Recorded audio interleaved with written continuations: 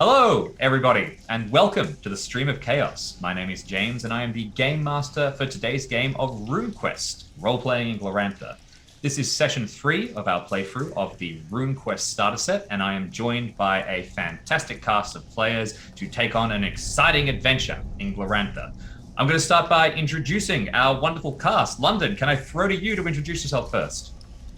Hi, my name is London Carlisle. I'm an actor and TTRPG enthusiast. Happy to be here. Happy to be playing Varakos Wolf Killer with his 2 swords and with his pensive stare. Excellent. Fantastic to have you here. Cynthia, do you want to introduce yourself? Yeah, sure. Hi, my name is Cynthia Marie. I'm also a TTRPG enthusiast and engineer by day. I'm really excited to be playing Vasana tonight because, gosh, I hope we all survive. It could be a little bit dicey. Great to have you here, Fasana, and Bridget as well. Hi, everyone. My name is Bridget Jeffries. You can check me out at Symphony Entertainment with all things for tabletop role-playing games. But after a couple sessions of this, I actually admitted to my friend, I was like, I think I might be getting into RuneQuest. I think I might actually be getting into RuneQuest. It was like, we've been telling you. I was like, no, shut up. I think I'm getting ready to get into RuneQuest. I am playing Yanioth, a healer, bard, priestess who's really just here for a good time while the rest of these people do battle. Exactly, but you'll be very useful here because, of course, as a priestess of Analva, you have access to some healing abilities, which might come very much in handy in the next couple of minutes. Last but not least, we have Dave. G'day, I'm Dave. I'm the keeper on our Call of Cthulhu stream on the Stream of Chaos, and currently I am playing Mago the Fierce. I don't really care if we die. I don't really care if we need some healing. As long as we kill some chaos, it's all good. Absolutely. Thank you very much. Mago is here, ready to kill chaos, and that's good because there is some chaos in front of you. Speaking of which, let's give a little bit of background for those of you who are just joining us. So our heroes are a collection of Sartarite warriors and heroes who journey to the city of Johnstown to try and help out around the town and, in general, deal with all the threats that the town is facing. One of these threats was the sudden loss of communication with a nearby settlement called Menria's Landing. At the behest of Onagrim Holdfast, the city's Rex, and at the behest of Bisonbane, the representative of the Milani tribe, the heroes have gathered together and gone across to Menria's Landing to attempt to figure out exactly what was going on. After a trek of a couple of days on foot through the wilderness, they arrived and discovered that the town seems to have been assaulted by scorpion men, who are creatures that are corrupted by chaos, and they're evil. That horrible thing that Mago likes to kill, chaos, the corrupting force, has infected this place. And as a result, there's some monsters that need slaying. Just before we left off the session last time, Yanioth summoned an earth elemental called Rocco? I can't remember. Rocco. Yeah. Rocco, that's it. Rocco the earth elemental, who with his powers was able to lead the party of heroes through the tunnels beneath the town and finally burst out into a cavern below one of the farmhouses, where everybody spotted not only a collection of wounded villagers, the people who should rightfully be here, but also another collection of scorpion men who this time were ready for battle and who turned to fight. Now, I want to stress that Rocco really did help out, because going through those tunnels, you are kind of heading through the scorpion men's domain. They like to go through that kind of area. They can crawl along the roof because they are more adapted to the terrain. And had you not had Rocco with you, an earth elemental that is able to navigate underground, you very well could have got lost in there, could have got harassed by ambushes and hit and run attacks down there, and you might have been weathered down and lost in the darkness and left and abandoned. But fortunately, Rocco has led you through, and the collection of you now emerge all as one through into the open cavern below, ready for battle.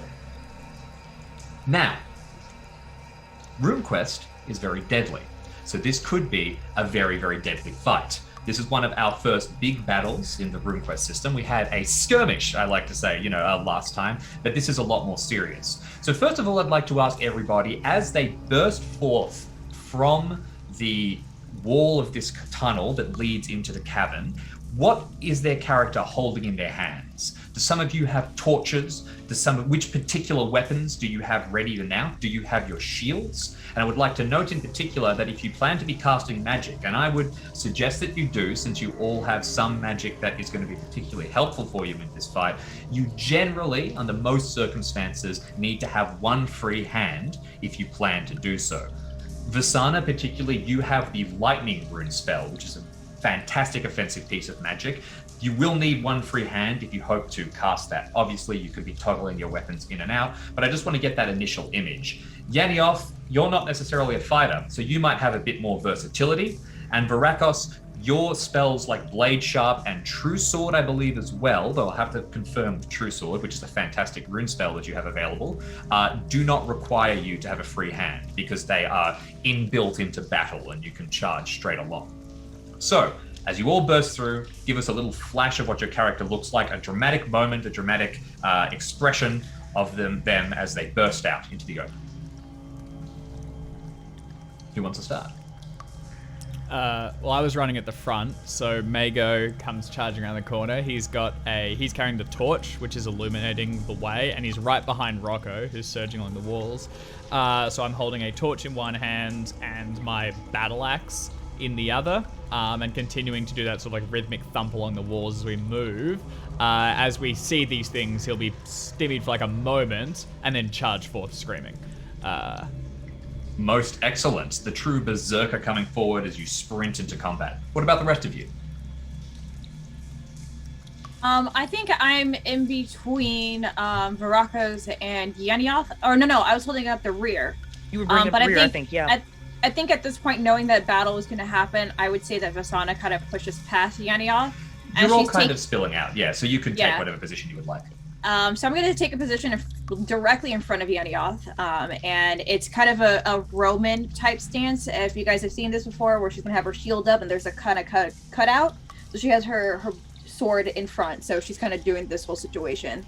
So she's gonna, she's gonna come in and shank some people, but trying to protect her sister is kind of the thing that she's doing right now. Brilliant, fantastic. You're ready and well defended. Yanioth, Varakos, what about the two of you? You want to go for it, Varakos? I can go for it. Go for Varakos, he comes out. He has long sword in hand, short sword in the other. He's ready to go. The fangs of the wolf are out and about, and he really wants to. He's already thinking of the spell he's going to cast in his head. He will go for True Sword, I think. Hell yeah, the big stuff. Good strategy, and it's a powerful rune spell, which we'll go into detail with and talk about in just a moment. That leaves you, Yanioth. What's happening for you? Yeah, Yanioth literally spills out because as everyone is kind of rushing forward to go into battle, she's like, "Oh, you guys are fighting. I'm going to stay back here." So she's very intentionally positioning herself behind Vasana because she knows she's safe behind or with her sister. She is carrying probably nothing in her hands because the last thing we had, she was like following Rocco and she was like playing with the walls on like the earth that he had moved or it had moved. I guess we'll have to figure that out at some point. But yeah, so probably nothing in her hands. But at this point, she's like, "Oh, we're getting ready to fight. Maybe I can get this bow ready." Fantastic. Rocco, by the way, is reaching the end of the duration of the spell that is animating the earth. So I imagine that they're sort of like sloughing off large chunks of mud and beginning to fall apart. But you expect they might have one last moment to do something just as this battle breaks out.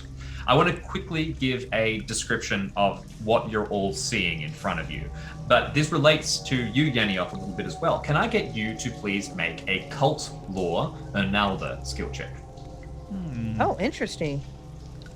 Cult lore Ernalda. Okay, so we're sitting at a 40. Okay. And I forgot how to use a dice roller. Apologies. Put the little No dice stress. in the box. Here we go. And Hey. 18. She made it, Okay. an 18. All right, so this building seems familiar to you, and even with failure, you might have realized that possibly this has some relation to Ernalda, but you might not have completely understood it. Looking around now, you can immediately notice the architecture of this place. You are in what at one stage was definitely a temple to Ernalda, and this basement below the earth is, clearly it would have been the central heart of the shrine, although it looks like it has been cleared out, not recently, but some time ago. You would expect that this was formerly an Analda temple and has probably been repurposed into a home or perhaps a temple of another god or goddess. It seems to have been done with care, so your senses don't go sacrilege immediately, although the scorpion men creeping about in it might actually make you a little tense. Specifically, there are 3 scorpion men that are scuttling around the ground here, and they all turn to look at you. In the middle of the room, laid out in this kind of horrible, almost a disorganized pile, are a group of people, and you presume that most of them are villagers, but you can also spot amongst them a couple of people who have scraps of Sartarite and even lunar armor and regalia upon them. They are not moving, but they appear to be alive. They you can see occasionally the flick of an eye or someone able to shift a little bit. It looks like that they're either held in place with some kind of magic or that something in general is stopping them from moving. But you don't have time to look too closely because these 3 scorpion men now come turning around and they come charging towards you. Their intention is to cast some magic and then to attack you. I would like to know what everyone else's intentions are. So we'll go through that first part of the round. What do you plan to do? And then we can work out your strike ranks accordingly. Anybody have an idea? Yeah. So I'm going to... what's the light situation in this room? Are there torches? There are torches down here. The scorpion men have put some torches up, and you're not sure whether that this is out of deference to the prisoners that they have, or just, even they've just sort of left them burning or something. Yeah, mad.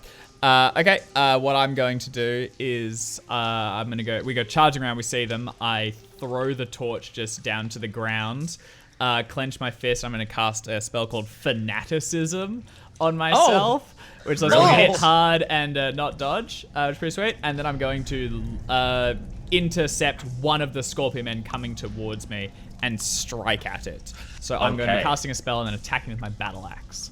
Fantastic. Okay, this is a spirit magic spell, so do you want to start by making a power check to call upon that just sets my strike rank, right? Like, I'll do that on my turn. Oh, yes, of course, yes. Sorry. Yeah, well, what am I doing? I'm getting ahead of myself. Oh, good. You plan to cast a spell. Too eager for spells, James. You're too eager I am. spells. I'm just excited because I was thinking, what is Fanaticism going to look at? Can you repeat one more time the strike rank that you'll land on again? So my battle axe is strike rank 8, and I'm casting a... only 1 point spell, so 8. 8, okay. And Fantastic. I'm assuming that this is because this is the first spell I'm casting. I'm going to throw down the torch so I can cast with my other hand, and I'll just leave that one open. I'm not going to draw a shield or anything yet. That's totally fine. Okay, so Mago coming in at strike rank 8. That's perfect. Let's go with the other warriors first. Vasana, what are you thinking of doing? Vasana's doing research right now. No. That's quite all right. Well, that's okay. This is what the new player stream is for. So let me give you a couple of suggestions, what I think would be useful in this situation. Now, you always have your classic option, and that is to run forward and to just whack at something with your weapon. That would be the defaults. You can augment it using your passions. It's a classic. Now, you currently said that you have your shield out, which means that you do not have a spare hand to cast magic. But much as Mago did, I'm perfectly happy for you to toss the shield to the side and to cast a spell with your free hand. Some spells that you might be interested in. You have lightning, which is exactly what it sounds like. It's a big blast of lightning that does quite a bit of damage and that can really knock someone around. You might not take one out of the fight entirely just by casting it, but you can definitely whack them around a bit. You've also got a spell called Mobility, which is a spirit magic spell. So this isn't a rune spell like lightning. It's not your ultimate, so to speak, but it just speeds you up a bit. It means that your strike rank is going to be lowered and you're going to be a little quicker. And you could do that and then dart in, try and get the hit off before them. Yep. I'll also just flag, Jim, the hands-free requirement is only for spirit magic. Rune magic you can do with your hands. Oh. Okay, well, I'm learning something myself. Thank you very much. In which case, you could blast with lightning, keep your shield up, and then move in ready for battle. Oh. Yeah. So there's only 3 of them, right? There are 3 of them, and they are sort of spread out, charging towards the collection here. And do I have... interesting question here. do they understand common type language? That's a good question. Let me have a look at your skills because this I do know the answer, but I'm wondering if you do. Because they are like dude centaurs. They're like yeah, they have So centaurs. they have scorpion legs and then like a humanoid body that comes out. It's a little kind of bent oddly. The spine going back into the scorpion tail does some weird sort of bending things, but they do have humanoid faces. And they are kind of hissing and chittering and yelling. It's mostly wordless noises, but you maybe detect a little bit of something for a moment. Why don't you make a listen check, actually? It seems sensible to me. It's just going to be profanity. I know, right? All right, where is my listen, though? Let's see here. Oh, there it is. Perception. Got it.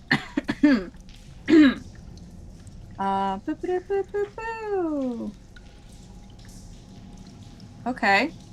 All right, Not 67. great. You think maybe you hear them yell kill for a moment, but that might have just been "Arr!" You're not entirely sure. If they do speak trade talk, they don't seem like they're great conversationalists. That's okay. That's okay. As long as I can hear a word or something like that, I don't need a conversation. I need them to understand what's coming out of my mouth at this very moment. I think they And do. I'm going to put my shield onto the hook back here, and I'm going to put my broadsword kind of here, so it's at the ready, but I'm putting it down for a moment because I'm about to tell them how much they are going to lose this situation because they have the dumbest little tail that's not going to even catch any of us because we are the heroes to come and kick their behinds. And I'm going to cast Demoralize. Oh, it's a spell. fantastic. Oh. Great. All right, Demoralize. So that is brilliant. So Demoralize is a spirit magic spell. So when are you going to take any other action on your turn? Or if you don't, you can just do that really quickly and you will act on strike rank 1, I believe. I'm going to do that real quickly, and if I'm allowed to retreat, You can take a few steps backwards, sure. So we'll say that you're going to act on strike rank run. That will be the first thing that happens. It'll be 2 So you- actually. Sorry, it's a 2 cost. But... Oh, perfect. Thank you. Demoralize 2. In which case, you might be able to stop some of this fight before it actually starts. So you're going to be acting on strike rank 2. Varakos, what about you?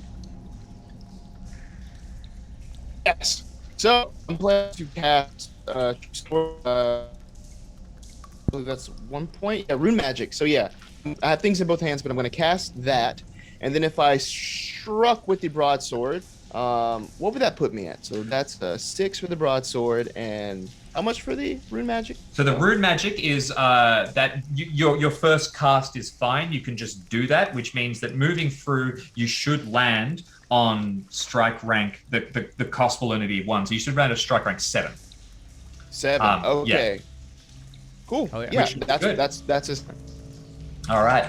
Okay, that's perfect. You're going to cast True Sword, which is a powerful piece of rune magic given to you by your worship of Humart, and then you're going to come through and attack. Meanwhile, Yanioth at the side, and what you must also decide as well is what is Rocco going to do with what will surely be his last turn of life. Oh. Look, if Rocco has to go, he might as well, like, he's shedding, slates of his rock right now. He might as well go into a puff of ash and, a cloud of smoke on a one last final attack. So go get him, boy. All right. So how Earth Elementals works, they fire at somebody and then they try to basically engulf them. So it will come apart as it goes and slam into one of them. And it might not hold them for long, but it will probably keep them kept back. That is going to be Rocco's whole turn. Okay, that'll work. Okay, brilliant. Yanioth plans on hitting one of the scorpion men with befuddle, whichever one is furthest away from the party. Okay, that makes a lot of sense. Okay, so then that is also going to be a really early cast. So the two sisters are trying to sort of mute things for a second. And then if that fails, the warriors will step in, and then Vasana will come through as well and start chopping off heads, I'm sure. Okay, so let's start with you, Vasana, and go through the demoralize. So you begin to yell and shout at the top of your lungs, invoking your passion and your fury. Start off by making a power check to see if your spirit magic works. All right, where's power? It's your power times 5. So that will be Copy. Calculator. brilliant. It'll be a 75. Thank you. Ooh. That's good. Good stuff. Yeah. Okay, perfect. Yeah.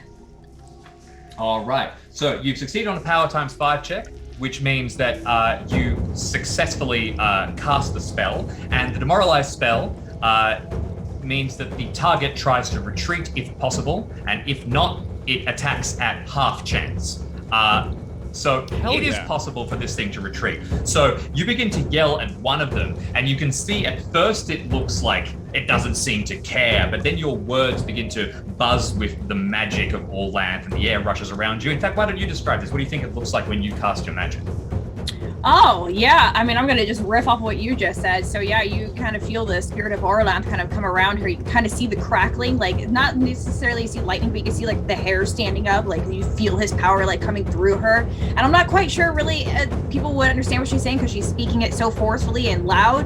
But you can feel the breath, like, as if, like, the god of gods is, like, yelling through her and, like, scaring the crap out of them. I love it. I'm getting a lot of Garmdelf yelling vibes, and sort of the booming voice comes out, and your shout begins. Absolutely. Now, let me just confirm one thing about Demoralized. I think that we are... Power v power. Power v power. I figured as much. In which case, the power of... So your magic blasts out, and we need to now see if it takes effect. So I will get you to make another power check, and this is, you cast the spell. This is you actually seeing whether you overwhelm the defense of this creature's mental fortitude. I got it. Roll. Okay, 68. That is a success, and against the resistance of the Scorpion Men, your power being 15, that is absolutely going to work. Hey. So the one at the front kind of hisses out as the air roils around it, and it begins to scatter. Its little pointed legs skittering on the ground as it darts backwards and begins to scuttle away up the stairs, leaving just 2 of them remaining while the other one tears away. Meanwhile, we go across to... Bye, buddy. Yanioth. Bye, buddy. See you later. Yanioth, on your turn, you want to cast Befuddle. So let's start with that. Make a power check for me to see if the spell goes off. Okay, this is power times 5 as well? This will be power times 5, yes. Okay. Ooh, she missed it. Okay. So you begin to invoke your magic, but something falters within you and you can't quite bring the spell forward. Do you have any idea about what it might be? Is it just the panic at the chaos of what's going on? Is it watching poor old Rocco fall apart? What do you think throws you off?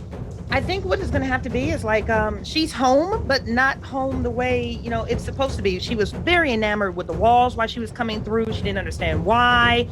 She was really infatuated with the earth here up top, but she didn't know why. And now she's downstairs and she's realizing that she's in a temple to Ronaldo that isn't active. And I think just between her hand on the wall and her trying to get the attention of the, demoralized one in the very back, there's a disconnect between I'm home, but I'm not home.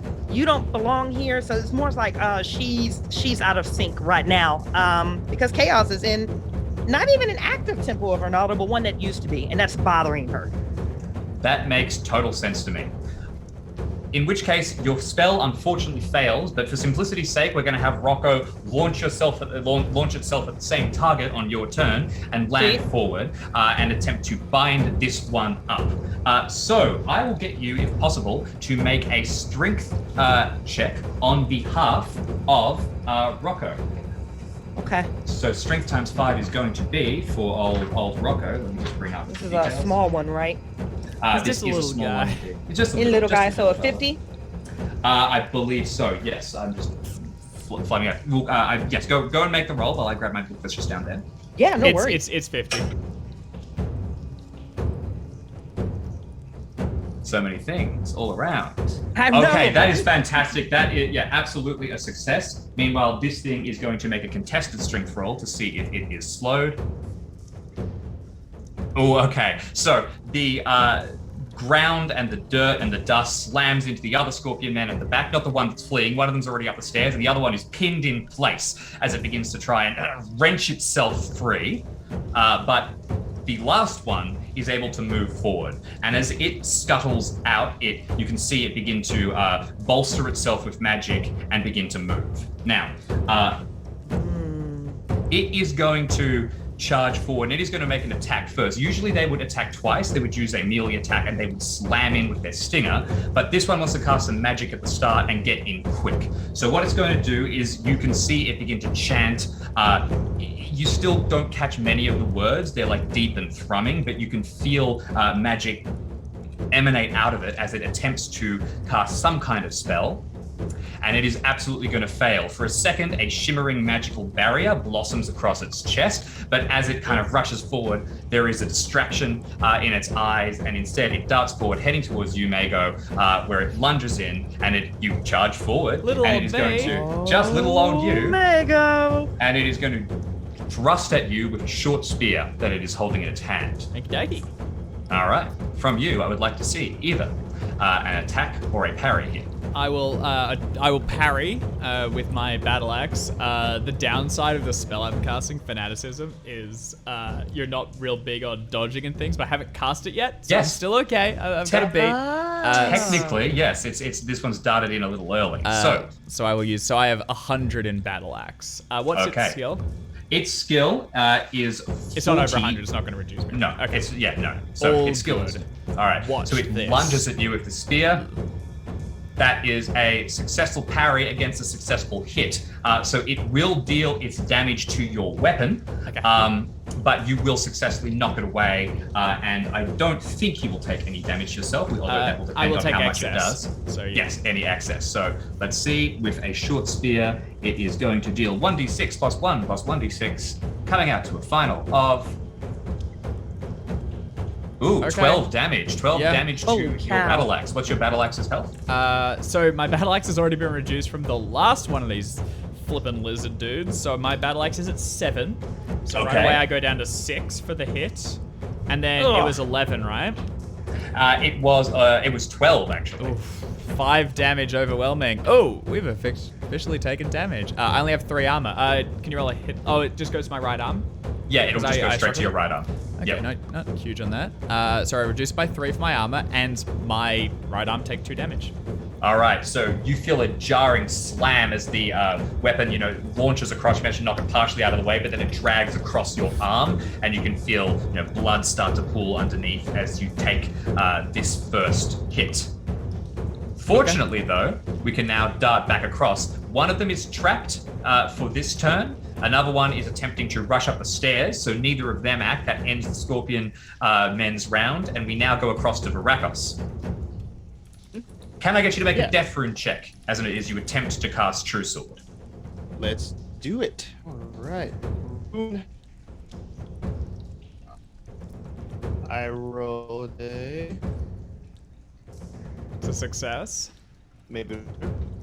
No, that's Is it? absolutely... It didn't pop up for me. You rolled twice. You roll. And they're both really good. and they're both amazing. Yeah, I'm wasting. My connection unstable. Sorry. That's all right. The mischievous gods are inside the internet connection, but that is okay because your roll has still come through. And what you have previously described your magic as like almost looking like nothing. Is it the same thing? You just sort of tap your sword and step forward? Yeah. It does. It looks like it's the kind of nothingness you notice, almost like a void, if that makes sense. Yeah, so that's what you see sort of surrounding the blade as he comes forward for a True Sword, which I believe is that double damage after Double all damage. said and done? Absolutely. So you take a couple of steps forward, and then you can strike out against this creature with a large hit. So swing your sword overhead. Make an attack against it, would you? Okay. And this is against my broadsword of 90. That does it, 38. 38 is absolutely a hit. It is going to attempt to parry you. Ooh, and that is going to fail with a short spear. So it tries to swing up and catch, and it misses by 1. So you just managed to swing through, and I would like you to roll your damage dice. And remember to double the amount of damage that you were rolling. Noting that you double the damage dice, but you only roll the 1 damage bonus. So yeah, your bonus, which I believe for you, Varakos, is 1d6, remains the same, but you do roll double the actual dice on your weapon. Okay, cool. So, all right, let me roll another d8. Okay. Oh, do I roll another? Or do I just? No, that's exactly what you want to do. Roll so twice, you are going go. to deal 6 plus 7, 13 damage, plus 5, 18 damage. Roll me a d20 for hit location. Wow. Did you take into account the +2 in there as well? I did not. Ross? 20 damage. Thank you very much. Oh my god. Wow. But is that doubled? So will that be 22? Double the damage. I think that the message is So is double the damage dice. I'll tell you what. Let me calculate it's that. 7 plus 6 plus 2 would be the thing, because the extra Okay. d8's the extra one. Gotcha. Okay, yes, perfect. cool. So 20. I'll take it. 20 is still pretty Holy good. crap. Speaking of which, roll a d20 for your hit location. Be ahead. 8. Value of 8 is its left foreleg.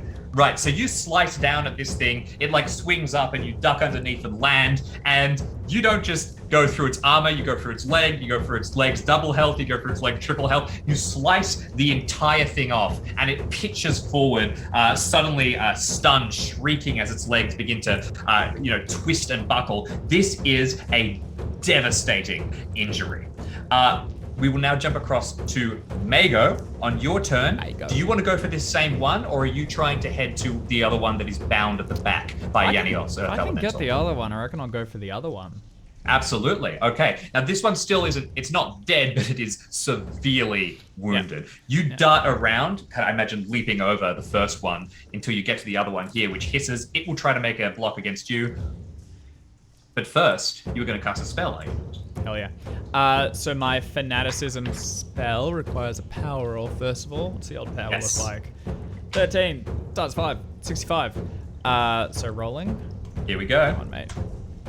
Holy Toledo. Is that a critical? That's a crit. Okay, so you don't even spend any magic points. As you Oh. are overwhelmed, you fill yourself with magic. You leap forward. You increase your skill with your weapon to what now? So I'm at 100. So I halve it again. So I'm at 150 with battle axe. And what this Okay. this is fanaticism. So this is from his Storm Bull cult. So I think I'm walking up to it almost like slowly because it's been like grabbed by the Earth Elemental, and I'm doing the cool guy walk towards it. My eyes will go white, and I'll say, "No death, no surrender, no yielding, you die." And then I'll attack it. So it reduces its parry by 50. Is that right, Jim? Yes, and it notably has a skill of 40. It would like to dodge out of the way, but it is currently held in place. So there is really not much that it can do. I think that it is going to attempt to make a dodge roll, and it is going to reduce its dodge by 20 because that seems fair because it is completely bound. Make your attack. It's a bad day to be a Chaos Worshipper. Absolutely. Here It's we always go. a bad day to be a Chaos Worshiper. So that is a success. And it is going to come in. Oh, hasn't come through for me yet. That's probably because I didn't press the right dice. Look. There we go. Okay, coming through, you slice down, and it has a dodge of 50. I said subtract 20, so that will miss by 5, unfortunately. But I do realize that 50 minus technically, 20 is 30. yeah, exactly. So, and it got a 25, so it does succeed. It does succeed. You miss. It misses failing by 5. I'm on your side. Okay. here, Oh. is my point. Yeah. Now, I do think that technically This you is would reduce its dodge value as well. But so that you don't just completely devastate this thing on the first Yeah, go, yeah. I think that it does successfully manage to weave away. Leaning back, you slam down, and the round ends. Oh, I'm we gonna go get you. back to the top. the intention of the scorpions is the one on the ground is going to struggle to regain its footing. It is completely incensed. It has to make some checks to be able to do anything, and likely it will not be able to act for a little while. The one on the stairs that the son of demoralized is going to keep running. It's really scared. It doesn't want to be here. It is out. The one in front of Mago is still bound, but it's in melee range. So it's going to try and stab at you and then swing down with its stinger, potentially landing a devastating strike against you. The rest of you, what are your plans? Jump in if you have an idea. I have an idea. What's the idea? Oh, I am ready to take out my broadsword and I'm gonna go slice some heads off. Sounds like an excellent idea. So you will charge forward and you will attack. What is your strike rank for your broadsword? Good question. 7. 7, okay, we'll put it at 8 just so that you can cross the distance towards it, moving across because it's not running at you since it's bound. So you'll be coming in at strike rank 8. Everybody else? I will attack again at the one that's held beneath me, using my battle axe, so strike rank 8 as well. I'm just going to keep on trying to chop down towards it. Okay, fantastic. We go across to Varakos. What's your plan? Are you going to finish the one on the ground in front of you? Bring it the death that it so craves? Yeah, is it looking like I can take it out easily with a hit, or should I go with both swords? I think you can probably, you're probably safer to just coup de grace, essentially reach down and very kind of execution style take this one down. That's what he's gonna do then. That's what he's gonna do. All right, fantastic. Get rid of the chaos. And Yanioth? Just to clarify, Mago did take damage, correct? Margot did take damage. A spear glanced Right across arm, Margot's so arm. cut up. It's like cut up. So Yanioth's intention this round would be to heal him and then to go sit with the paralyzed or the captivated or the entranced people, see if she can get a bead on exactly what their predicament is, because she's no longer concerned about this particular combat. Okay. Because her friends are badass. They're fine, they've got it. Makes sense. Okay. Varakos, what's your strike rank for your weapon again?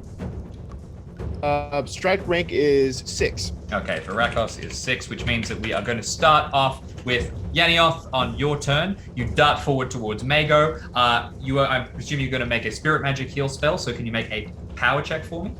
Yes. Power times 5? Thank you so much. Power 5, power 5, power 5. Rolling. Listen, this Temple and she are not getting along right now. Like, she walks over to touch Mago.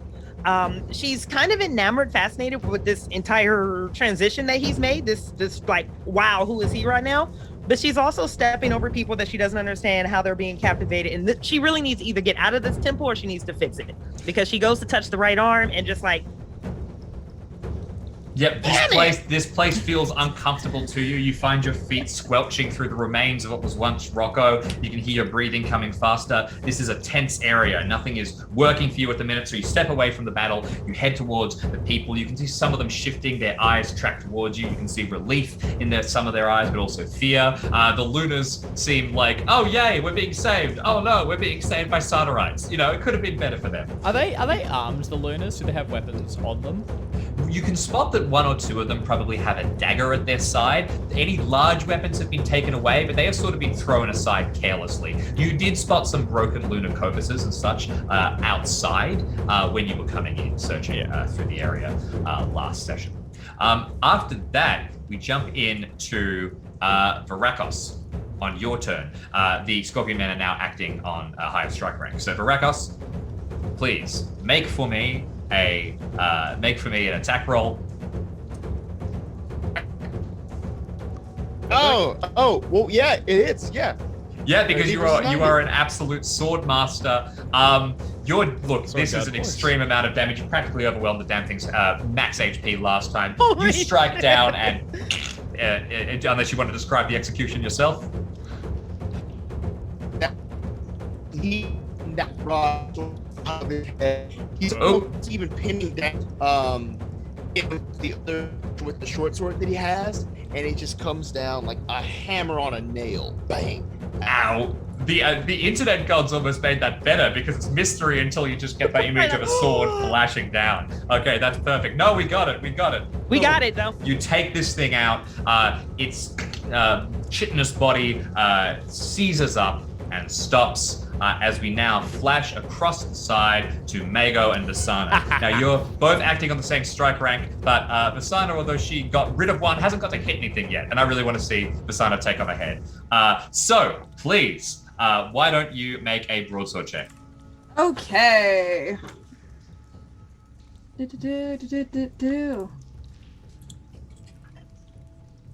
Okay. That's good. That's a success.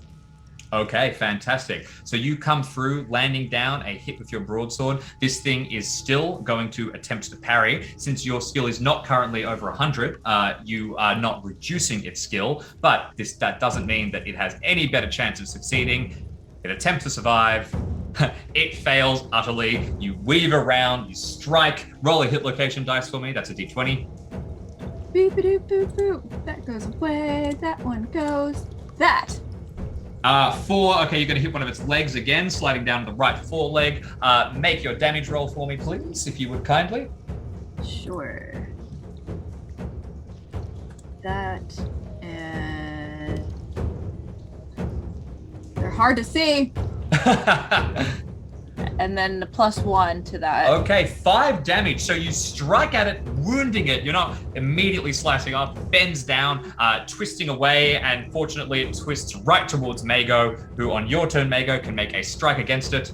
I will do so. I'm also just going to clarify, ruling-wise, it would have reduced its dodge by. It's anything you oppose with the weapon. Thank you. Yes, so you would have struck it before. I appreciate that. I wasn't actually entirely sure.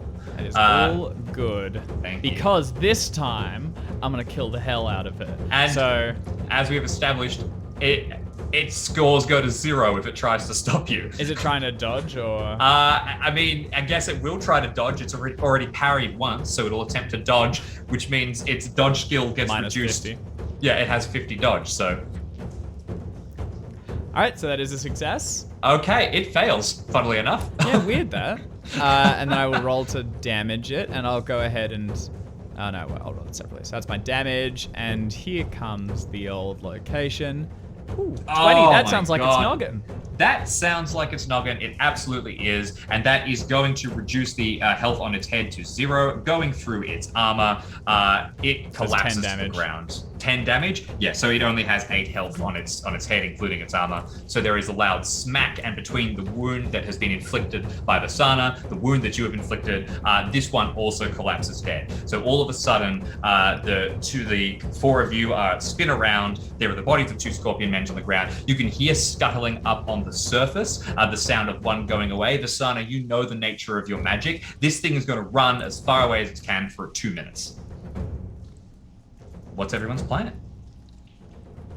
I do want to go capture that one, not gonna lie. I do want to run run and go get on Molon and just take it out real quick. All right, you sprint up and you begin to whistle at the top of your lungs, I guess, trying to trawl down Molon so you can catch this thing. Mago, you also plan to chase after it? Yep, I saying nothing, I'll just go straight up the steps and after it in pursuit. Okay, Virakos, what about you? I think Virakos is going to follow. He's not necessarily going to like lead and engage if it's running away. It's like running away potentially. Yeah. Currently, it is like magically feared, so it is trying to get the hell out of there. Yeah. He's not going to be the one to do anything to it. He's going to go with the party. Okay, fantastic. So in which case, like 3 of you sprint upstairs, immediately chasing after it, and suddenly, Yaniok, you are alone in this temple that you really dislike by yourself, with all these paralyzed people and 2 still slightly twitching bodies. What would you like to do? Like the common sense thing would be obviously don't split the party, right? That would be the common sense thing. But she's not having a good day. This is 2 egregiously failed spells. She's going to plant her butt directly in the middle of this entire group and sit there and start meditating. She is going to glance at the lunar people and at least make some comments like, you're not going to make it out of here. And then she's gonna sit down. Holy shit. And then she's going to start meditating. Okay. All right. In which case, you sit down and you start to restore yourself. You start to think. For what it's worth, you can actually make a meditate roll if you would like, and you can use this to augment.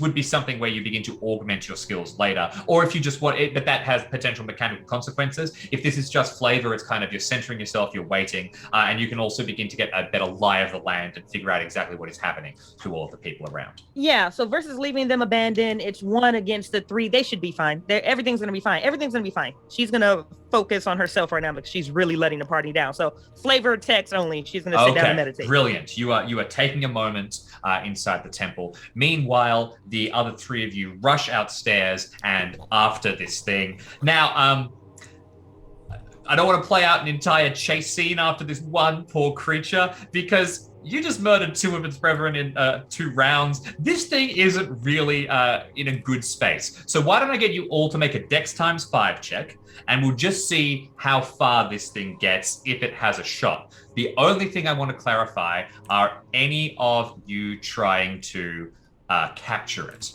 or are you just killing it? Noting that Mago is a sworn destroyer of these things. Yeah. I'm the only one I think that failed. I rolled 1 over my dex, so I will be the last to arrive. Terrible. In which case, if no one's planning to capture it, everybody sprints up. The 2 of you, which of you dives in to strike it, or is it a joint effort kind of thing? I'm definitely on top of Molon, and Molon caught up to me. So you see Vasana running and like jumping up as Molon's like catching with her. Yeah. I have a composite bow. Oh, fantastic. Yeah. Yep. Oh. That I was gonna try to just.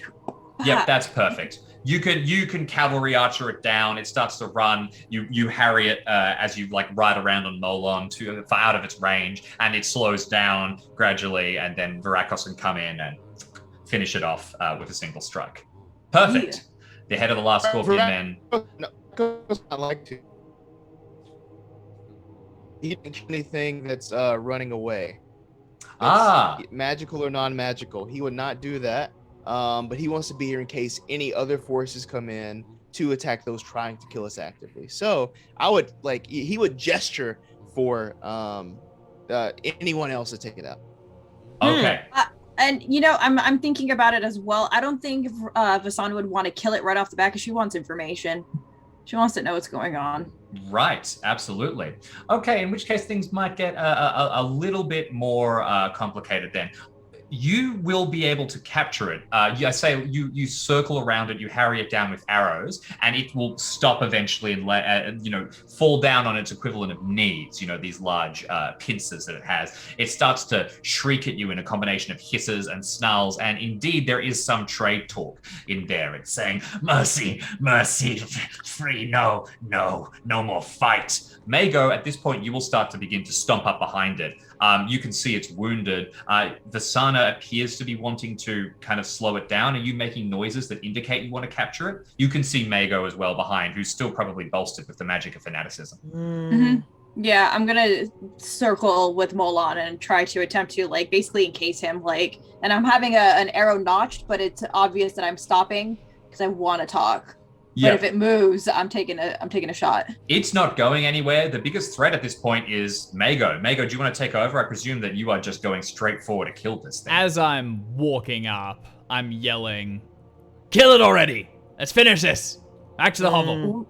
We don't have the information we need. Stand down, Mago. You have until I get to it then. And I'm going to slow my pace, but continue to walk towards it. And when I am within range, I'm going to attack it. That's such a cool visual. I'm gonna hair flip to the other one and go, "You heard what he said. You better stop talking." Fair enough. Holy cow. To, sort of shriek and scuttle.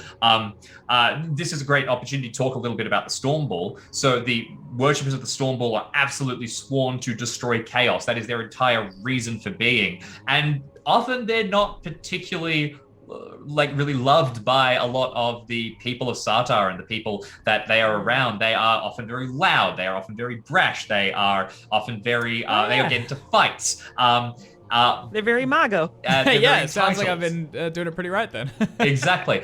Why they are not just tolerated, why they are loved is because they perform an essential service. Chaos is everywhere, and they are kind of like warrior priests. Their entire reason for being is to slay these things. So you don't have long. Vasana, can I get you to make an intimidate check? And since you terrified this thing with demoralize just before, you can add plus 20 to the roll. You can also invoke a rune or a passion if you're trying to get something else out of it to get a higher bonus. I don't know what to invoke. I mean, loyalty, I guess. I could see your truth rune otherwise, try and get some information out of it. Yeah, Loyalty. that's actually, I like that. I like truth better. Sure, okay, so that'll be a 70% chance. Why don't you invoke your truth rune? So roll a d100.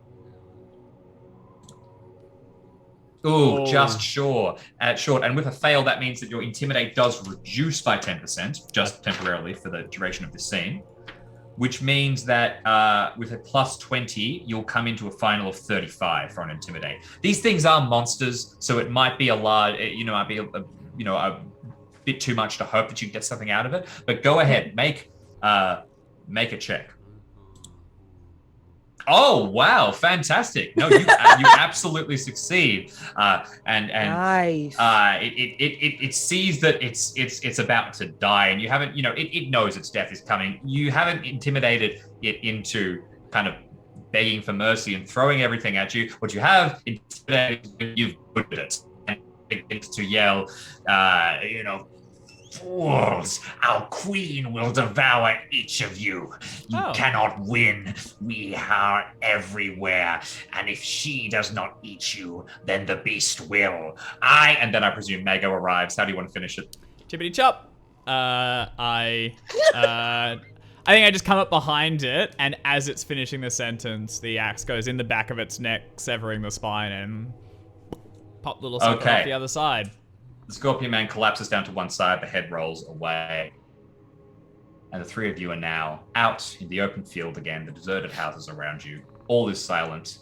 Is there anything you want to do before you turn and head back towards the temple? You can realize as well that you came out of one of the farmhouses, basically, one of the buildings that you saw from a distance. Did you say anything? Yes, he did. Did you not hear it? Wasn't really focusing on it. He said that his queen will get us or the beast will. Queen. Shit. Well, she's probably bigger then. Could be interesting. Yes. Mm-hmm. Oh, one for the books then. Shall we go and see if Yaniel's been beheaded? Don't say such things. Probably hasn't. I'm gonna take the flat side of my bow and just like him. Careful! Fantastic. I'm a zealot. How dare! You just see Vasana like right off. and Varakos gives just a little side smile for the first time. Perfect. So the three of you turn back and you return downstairs. Yadiel, let's see if you were beheaded. Make a strength check. No, I'm kidding. You're totally fine. So down there are the bodies. You can also get a little bit of information about what is happening. So all of these people down here, there is a whole collection. You believe it is the full village. There are also a couple of soldiers, as I mentioned, both Sartarite and Lunars. None of them appear to be in particularly good shape. There is something wrong with all of them, except it appears for one. As you look, you can see a woman towards one side, and she is able to drag herself up. A lot of her face is kind of locked, as if she's been kind of shocked or paralyzed in some way, and she's not moving well. But through a kind of bent mouth, she manages to spit the words "poison, poison" at you. Can I get you to make a first aid check, please? She's not a Lunar, right? She's she is actually she's one of the locals, and she's dressed in the vestments that would indicate maybe she has some kind of a religious authority, maybe an assistant priestess or something like that. Yeah. So you want a first aid check? You know what? She's just gonna go rough for it. I'm not gonna attempt to augment or anything because she's not feeling very well about her life. So I'll stay true to how she's feeling. Excellent. It's a 50. Oh, Barely made it. Scraped it. 49. exactly made it. Just scraped it through. Okay, so you kind of rush forward to these people, and you can see indeed that they appear to have been affected by some kind of poison. As you're looking for a culprit, you can find it pretty quickly. Each of them has large wounds on them that appear to have been delivered by the tails of the scorpion men. Although it does occur to you that scorpion men venom is not usually paralytic. So there might be something else at work, but look, there's no time for that right now. You go through and you start to see everybody. There are most of the village here that you heard of from Bison Bane. There are also these other two soldiers. The partially paralyzed woman, who you will learn her name is Minest. She will tell you, she will say that others, Eardus, Hagatha, in the houses, hidden. She will sit Miness down and attempt to just try to get her to sit and rest. And she says, I understand. We will find them. And she's speaking to them, or she's speaking to this Miness face to face, but there's almost like a delay, almost like she's talking to a ghost of Yanioth. I'm going to go ahead and play into the fact that she failed 2 rolls. Yeah. Yanioth is not doing really well. She looks like that 4-year-old kid that's on the verge of tears. Like her ducts are filled with water. Like she's embarrassed herself in front of her friends. She's embarrassed herself in front of her sister. So she doesn't look super well. She says, it's okay. When they come back, we'll clear the houses. We will. I promise. Fantastic. Just sit. Okay. Now, this is actually a good point. Your runes for your characters aren't static. They can, evolve dynamically throughout play. And as you invoke them and use them, you tick them and you can potentially adjust them at the end of a session. If you feel that there is potentially a character shift happening, you could have a look at some of your runes and we can talk about potentially making an adjustment to some of them. Or it might be just that you're kind of reeling at this stage, and maybe you'll be back to your yourself and right as rain pretty soon. Listen, I'm falling in love with the system. Can you coach me on what you're talking about a rune shift? Like, what would you recommend? What would you pitch at me? Well, I mean, I think that, for example, you did quite a bit. You were traveling, you were moving quickly. You went through the tunnels. You found yourself in a new place, a new environment, and it didn't work out for you. Maybe that manifests, and this is just a suggestion, in your movement rune reducing and your opposed rune, your status rune, rising as a result. You become less prone to, try to move around to try new places. That obviously has far-reaching implications, but I just want to put the idea in your head. Let's not commit to anything now. In fact, we can think about it later, but might be something that is interesting. You lay down the nest, you take care of everybody for a while, and before long, your companions have come back downstairs, and the 4 of you are reunited where you can plan out your next move. I came down the stairs a little cautiously in case Yanioth was mortally wounded, and I was going to have to start backtracking. The 2 of you You're gonna meet get eyes. hit again. All right. The last one that walks in, does Vasana see the tears kind of welling up in Yanioth's eyes? Oh, for sure. Yeah. She's not doing a great job of hiding it at all. So Vasana's gonna go over to Yanioth and pull her away from the situation real quick, off to the I'm side sorry. somewhere. I don't know what happened. I'm sorry. And then at that point, the tears start coming down. Do you understand the power that you have? The fact that I can run into a situation feeling unburdened at the fact that I can get hurt because you're standing behind me. There's no magic that you have or you possess that wouldn't make me feel stronger than what I already am right now with you standing here.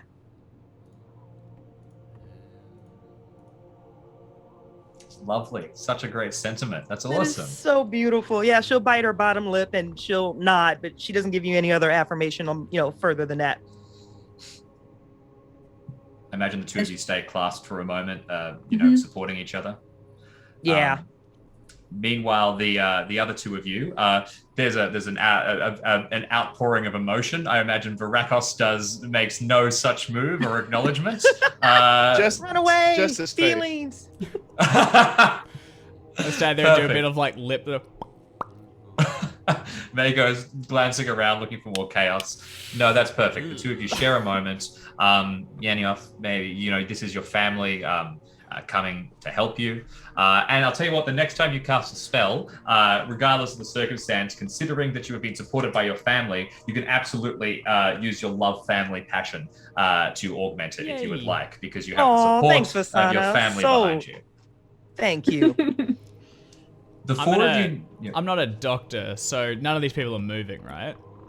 So the occasion you get a twitch, and you can see Manest, who has sort of been laid down by Yanioth, is sort of sitting up, kind of Okay. a bit frozen, but able to move a tiny bit. As Vasana and Yanioth are talking, and as Varakos and I are standing slightly awkwardly next to other, I'm just gonna, like, with my boot, be kind of like prodding at one of them, one of the people in the photo, going, "Oi, oi!" You pick What's wrong with you, then? you pick a lunar soldier, Yeah, and yeah. they're kind of lying face down, and you hear a "Arr!" as you nudge them with their boot, but they make no movement. You can see that they try to shift slightly, and you too will see one of the wounds from the scorpion Like a tail. stinger? Yeah. Yeah, you probably don't identify what it is. You're just like, oh, this person is wounded in some way. They definitely don't look healthy. That's for sure. Yanioth can probably step in and clear things up, though. Oh yeah, and she will. Once the moment is over, like it's some type of poison. I'm assuming that it comes from one of the barbs from the tails.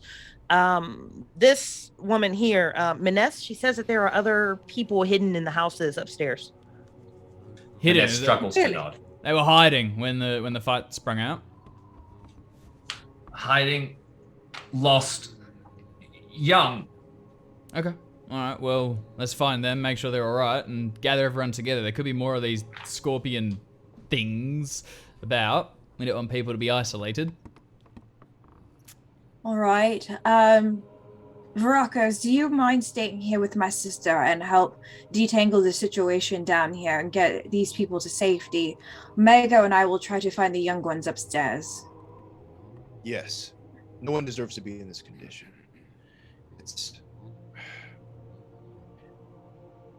He wants to say troubling, but he can't get it out. So he kind of stops there. Aw. Just nods. Thank That's you. that. Oh, And then he just kind of rushes to Yanioth's side. Absolutely. Fantastic. So the two of you stay down here for a second. Briefly before we leave, can I ask Yanioth, did the one that's talking, did you mention why the Lunas are here? Were they attacked? No, she didn't say. And then she's gonna look over at Maness. Brought in deserters, maybe. Not sure. She's starting to regain some kind of motion. You've maybe done some like basic treatment, just sat her up and even like given her some water or something like that. But you brought them in. Is that what you're saying? No. Scorpions. Ah. Oh, they were nesting, or at least they were interesting. Lunas and monsters.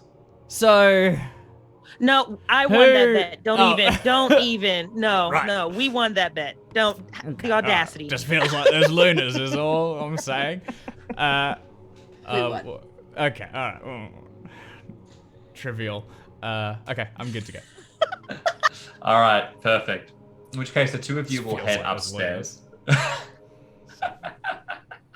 Well, the two are related. The Lunas, consort with chaos magics. And okay, anyway, you head upstairs, and the two of you will burst back out into the larger area, and you can both sprint across and try to check out the other two farmhouses.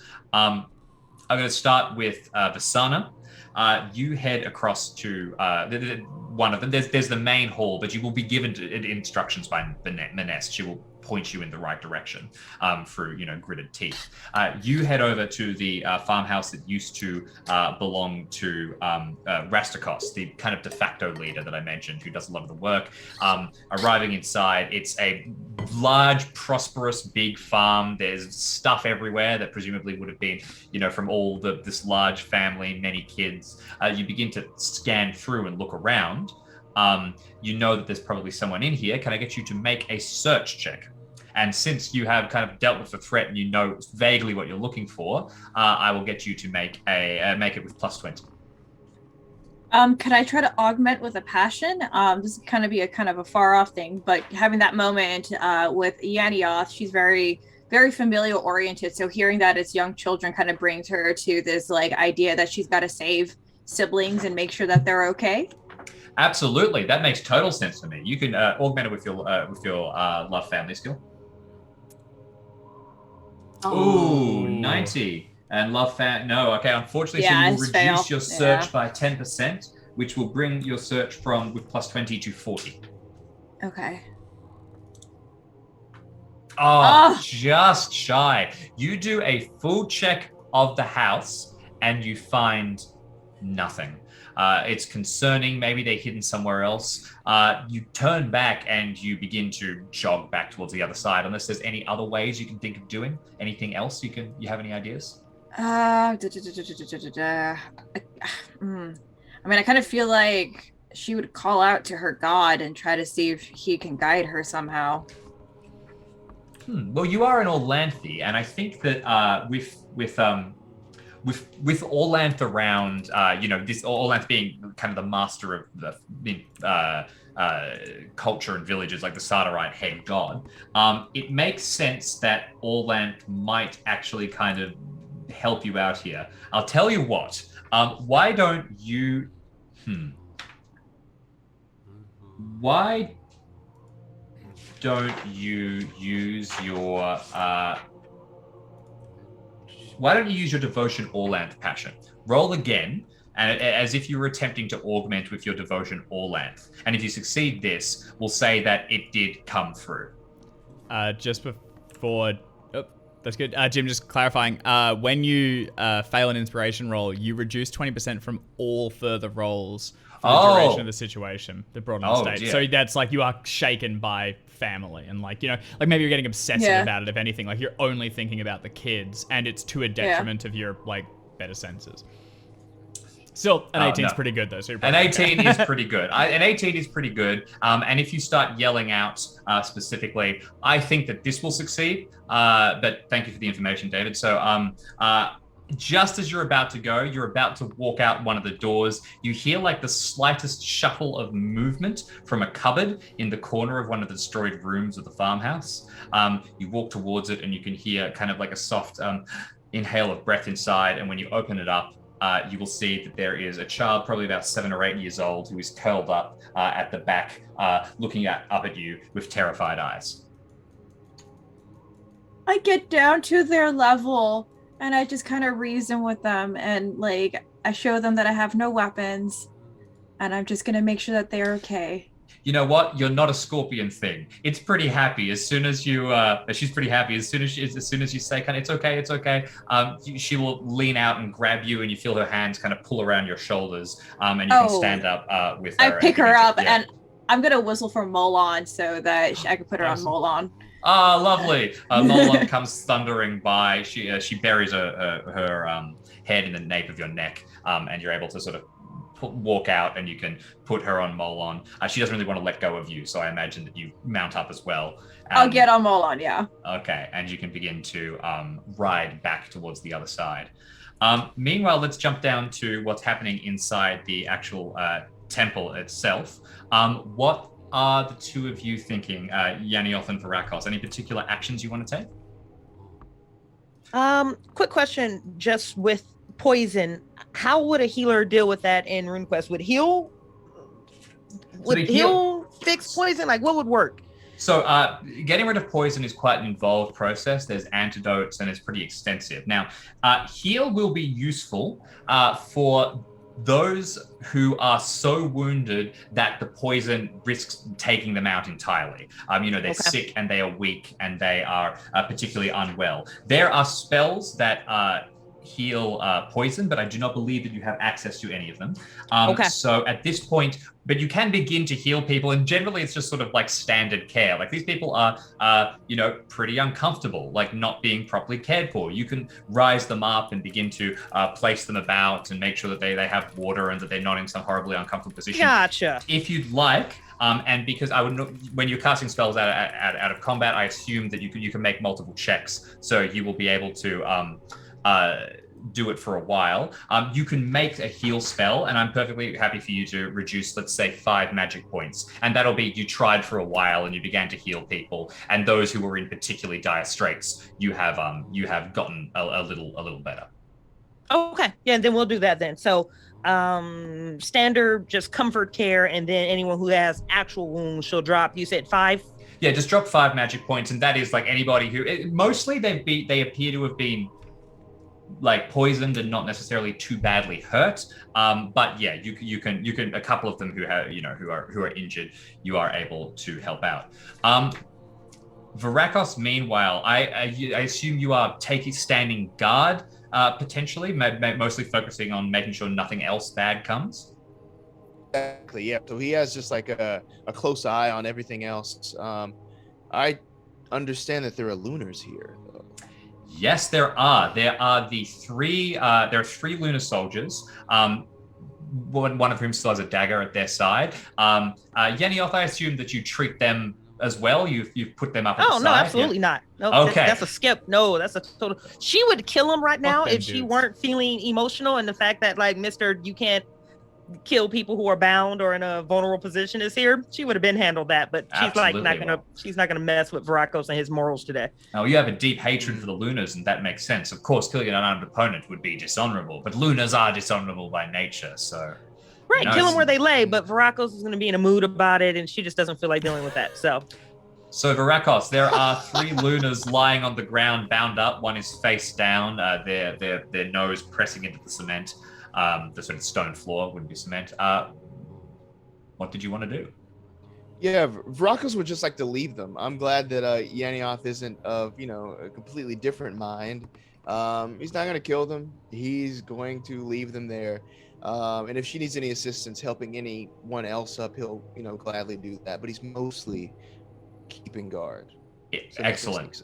So you can do some sort of basic assistance there. And what I will ask you to do as well is to make a listen check. Okay. Oh my God, that is a critical. Woo! All right, fantastic. Holy crap. Awesome. Okay, Awesome. With a Scorpion Queen's coming. God help us. With a regular success, Varakos, just a regular success, Yeah. you would have heard the ground rumbling outside, and you would have become convinced that, oh my God, there is something moving, and it is out there, and it is below the ground. With a special success, as you tilt your ear, you can hear the sound of like tearing earth and many scuttling legs, and you realize that whatever is digging the tunnels is right out there, and you can pinpoint where it is coming. And with a critical, you could have enough time to sprint up the stairs, get outside, and wave to the others before they come walking right over where it is. But we'll get back to that to a second. Or riding in your case, Fasana. With the kid too. You want to ride away real quick. That's it. Meanwhile, we go across to you, Mago.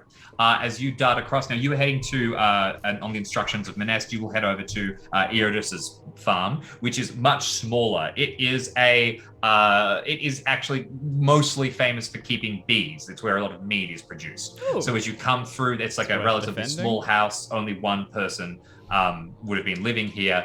And unfortunately, as you come through into the house, you can see it's been pretty badly trashed, and lying in the doorway to the back garden, there is the body of a figure, and they are not moving. As you get close, you can realize that they are not paralyzed; they are actually dead.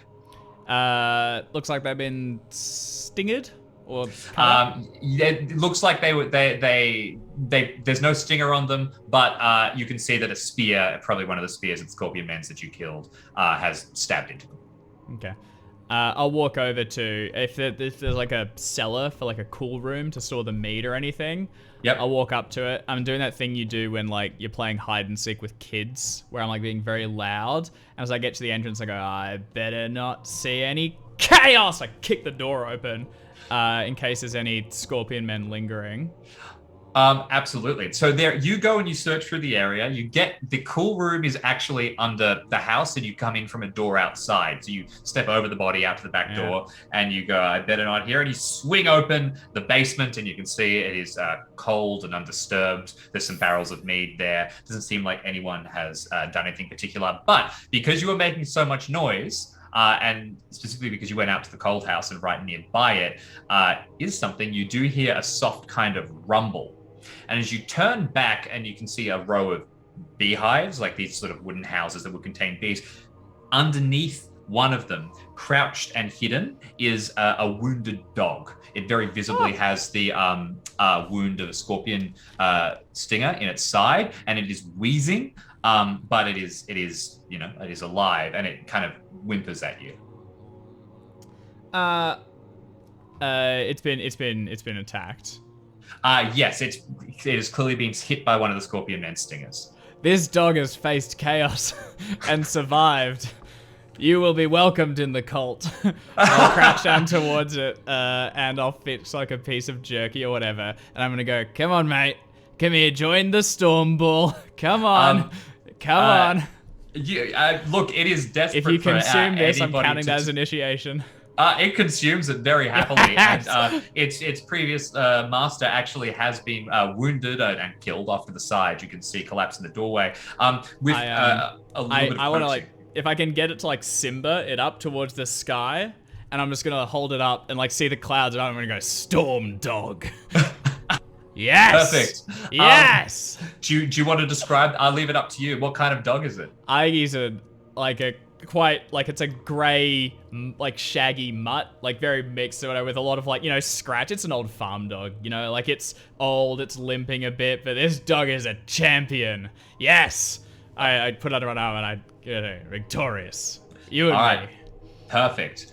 In which case, the two of you begin to go back and you begin to walk across the wide open space between the farmhouses with the temple in front of you. You're not walking, obviously, Dasana. You're riding with your new charge holding on to you. And as the two of you are moving across, Varakos, with your amazing crit, you hear something moving outside. You turn. Do you want to yell anything to Yanioth before you go? Trouble, he says. Okay, trouble. I'm presuming you are turning and darting upstairs to warn the others? Yeah. So he darts upstairs. Where? What? What? Where? What? It's kind of like a dog that's picked up a scent. Is kind of like what he seems like. So it's like, like squirrel, but no, it's like trouble, and then he'll like go that way. Immediately focused, you dart up the stairs. Yanioth, would you like to follow, or would you like to stay down here with everybody? Veraco. Can I pick up on anything that he picked up on? Can I figure out what triggered him? You know what? With a crit, I'm going to say that you saw the way his head was tilted, and you two hear just in the distance this grinding noise as something is moving below the ground. In the distance, moving towards us beneath the ground. Shit, she can't leave all these people here. She is going to drive. Oh, sorry. To be specific, it feels more like it's prowling outside. So you'd prowling be a little above ground. So there are the four farmhouses, and then there's a large open kind of paddock in the center that you were walking through before. It's probably prowling below there. So if any of your companions are outside, say walking back to the temple from the other houses, it could burst out of the ground and try and take one of them. Understood. Got it. Okay. So then she's gonna have to follow Varakos up the stairs. All right. You dart up as well, and the two of you come forward out the door. You can see Mago approaching on foot. Here's the farmhouse exploring us a little bit closer. You've got a large dog with you. You can see Molon trundling along with the Sana atop. Your farmhouse was a little further away, but you had the bison, so you guys were arriving at the same time. And Varakos, you see at that point as the two of them are converging, and no one else would notice it, but the ground almost ripples as if there is like something moving beneath it. You get time to yell out a warning. What would you like to say? Wow. He says, watch out from below. Trouble. Same thing, perfect. This is like the most animated we've ever seen Varakos. As you like come forward like intensely and yell, and the two of you will hear this warning. You will be alerted. So when the ground explodes up beneath you, you will both be ready for it.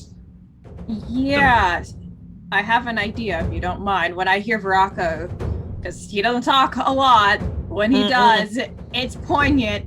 I immediately take the 8-year-old child, put it on my back, and I tell them, hold on, you're going to have an adventure. So I'm feeling it lock onto me, and I'm going to grab my sword with the kid, on my back on top of Molon, like ready to roll. Absolutely fantastic. So you whisper that to the child. You can hear her kind of mutter in fear, but she holds onto you tighter, and the ground bursts up beneath you. If the queen doesn't get you, the beast will. And it appears the beast is here. Something comes bursting out of the ground, sending dirt in every direction. And I will need Basana and Mago, since you are out in the ground around it, to make dexterity ×5 checks. Since you were warned, you can both add +20. Okay. You can make a ride check if you would rather Basana as well. And what is it, sorry, James? Dex Dex times 5? ×5. All right, I'm Yeah, at 85. I'm gonna do a ride.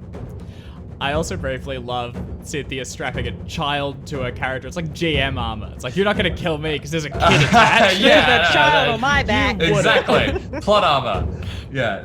What hit location is the 8-year-old on her back? If you roll a 30 on a d20, the child gets hit. So no worries.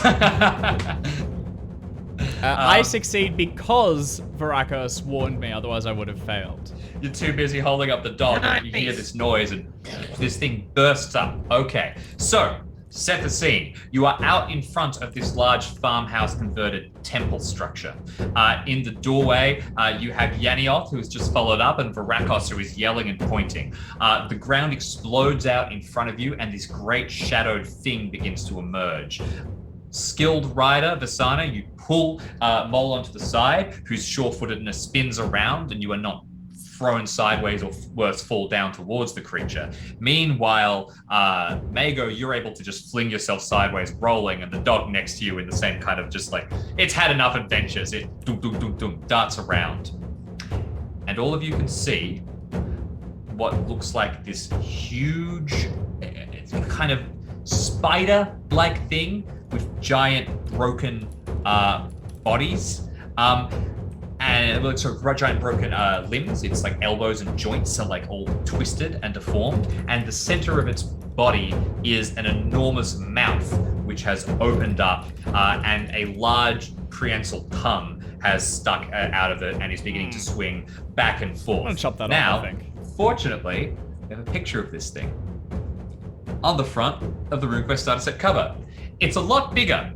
This thing is about the size, the one that you are fighting is about the size of an elephant, but it is technically one of those. I'm gonna There's use that move Vasana right kicking there. the shit out of it too on the cover. Yep.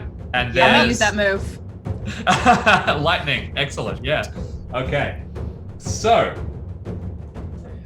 it's also been pointed out to me that you actually got a special success on your ride, Vasana. I think one off. I think it's 20%. No, one off. Oh, one off? Yeah. Oh, Yeah. damn. All right, almost. That's why I was asking. I was like, is that? So close. Okay, fantastic. So, we are now in combat. We got a statement of intentions. This thing, this beast, is going to use its strange biology to attack each of you. You can see this tongue flicking around. You can see it has fangs. You can see it moves quickly. You can see bubbling like acidic spit dribbling down the side of its mouth. It is a fair bet to guess that it has some kind of ability to launch a projectile at the collection of you. Yeah. This is absolutely a monster of chaos, Mago. This is exactly what you want to see. What are your actions? You go, Vasana. Okay. I was like, you can act first because this is chaos. This is just a turban, and we'll see where the strike rank lands us. All right. Well, I would love to use my lightning, just like that picture you suggested. So I've got my broadsword up, this kid on my back, and I want to try to activate this lightning. Oh, fantastic. If that is the only spell that you were going to make, you were going to act on strike rank 2. Yeah. Which is perfect. Okay. All right, brilliant. So that is you, Vasana, coming in on strike rank 2. Mago, did you have something ready? Yeah, I'm gonna crouch down and put the dog on the ground. I'm gonna say, "Witness me, storm dog," and then I'm going to. I got like fanaticism is the first level. I've got berserker, which is like my rune magic version. It's 2 rune magic points, and I'll cast that and then rush in and try and battle axe it to death. Okay, fantastic. So that will bring you to, what's your battle axe strike rank? 8 for the strike rank, and then Berserker is 2, so I guess 9. 9, perfect. Thank you very much. Mago in at 9. Vasana in at 2. Varakos, what are your plans? I might be a little late to this because I want a broadsword and short sword. I want to pop. You want to get both the weapons ready. Okay, so you can cross the distance towards it and make 2 attacks against it. If you would like, that will bring you in on strike rank 12. Now, I will say that if you are using one weapon and you've used some magic to bring your skill above 100, as we've discussed, you can actually reduce the rank of the attacking statistic of the parrying statistic of the creature if you would like to, rather than dual wield. But that is up to you. Dual wielding is pretty cool. That does sound more advantageous. It really is. Do you want to make more attacks, or do you want to make harder attacks? And against a monster like this, up to you. For sure, yeah. I'm gonna do like I want the harder attack. I want the more damage. So I'll take your suggestion on that. New player stream, right? Yeah. What's up? I'll do that. Excellent. Are you casting any spells beforehand? Yeah. Let's do Blade Sharp. Okay. All right. Fantastic. So with casting Blade Sharp, that you have Blade Sharp 2, so that is going to be combined with your broadsword strike rank, will bring you in, I believe, at strike rank 7. Okay. Varakos at strike rank 7. Yanioth, what is your plan? Yeah, Yanioth is she's looking up at her sister and Molon like, why does she have an 8-year-old kid on top of this bison right now? And then she's looking over at Magos like, why does he have a dog? And why is he calling the dog? Like, she's coming up like, what is wrong with my friends? This is just, they're ridiculous. What did I miss? And she's trying to, like, what? I was downstairs for 20 minutes. What were you people doing? So when she finally does come upstairs and she's glancing around, it's like eyes are darting, and she's gonna land directly on Mago's elbow on that right arm. And she's like, you know what? To hell with this. And she's gonna attempt to get a heal off before he runs off. And she is determined that it is gonna work. Okay, so because you'll have to cross the distance towards him, it's going to take you a little bit longer, but still, since you are only taking one action, I think we'll bring you in on strike rank 5. Okay. Okay. All right. In which case, we jump across as this beast, which for reference is called a Karashkid, or Karashkid. It's quite difficult to pronounce. It's one of those wonderful fantasy names that has far too many consonants. And it launches itself. You hear this great undulating scream as its body and muscles ripple, but that sound is overwhelmed by the crackling of lightning. Vasana, can you please make an air rune check as you attempt to invoke your god and blast this thing? Also, how many All rune right. points? Yes, that is a good point. So you will do the more damage, the more rune points you spend on this. Remember, rune points are big. They are an important element of your character, and they don't necessarily restore until you can have time to go and worship at a temple. That said, you plan to go back to Johnstown, so new player stream, you can be pretty sure that you're going to get a lot of your rune points back. Now might be the time to just completely ultimate this thing. I want to completely ultimate this thing. Hell Okay. yes, one-shot it. I mean, Right? it would be perfect if you do. All right. How do I brilliant. do this? So I you haven't used lightning yet, so That is walk me quite through alright. this. So, first of all, you decide how many rune points you want to spend. Your character has 3 rune points, I believe, which means that when you blast this thing, you can invest between 1 and 3 rune points. Am I correct in hearing that you would like to blast it with 3 rune points? And for each Pretty rune please. point, you deal a d6 of damage. Own it. Own it. Yep. Now, of course, you do have to try and there is a chance that this goes wrong, but you can be blasting it. It's sort of like what you're planning to invest into it. Mm-hmm. Okay. Perfect. So, did you make an air rune roll? Just bring up the dice. I have No, not. you- I don't. all What right. am I rolling? So roll your air rune as you attempt to invoke the lightning. And you could passion if you wanted to. Yep. Yeah, I'm definitely going to hit that with the devotion of Orlanth. It is definitely coming through, and Yep. she is going to protect this child with everything that she's got. That makes absolute sense to me.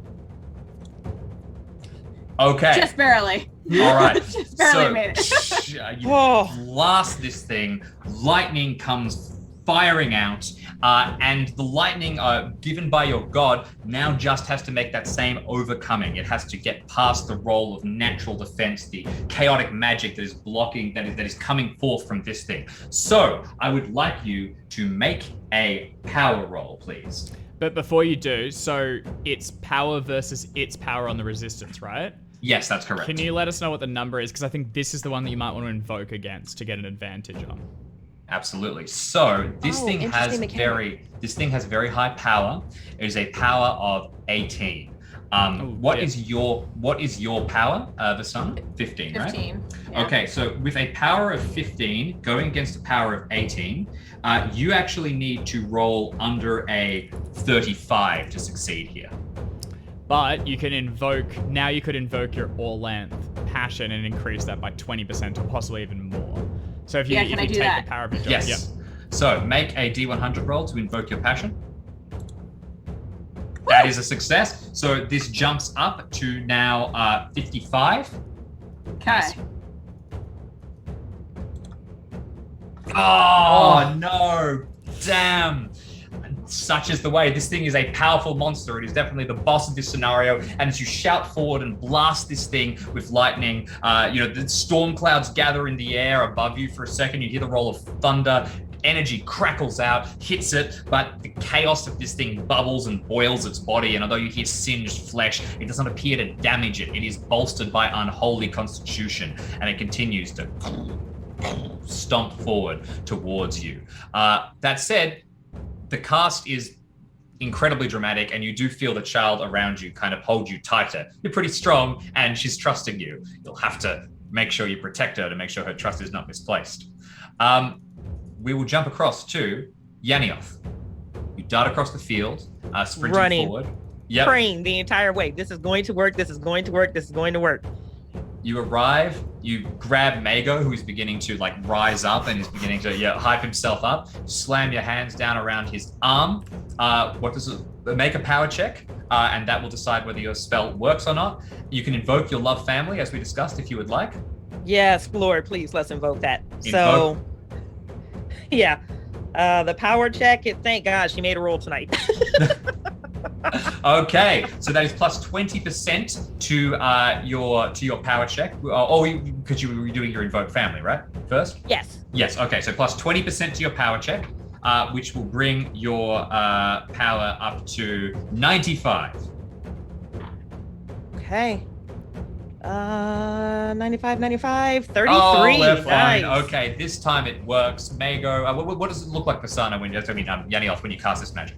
Yeah, so she's running full, speed across the field, and she's praying as she gets there, and it's gonna work, and she's gonna put both of her hands on the back of Mago's back.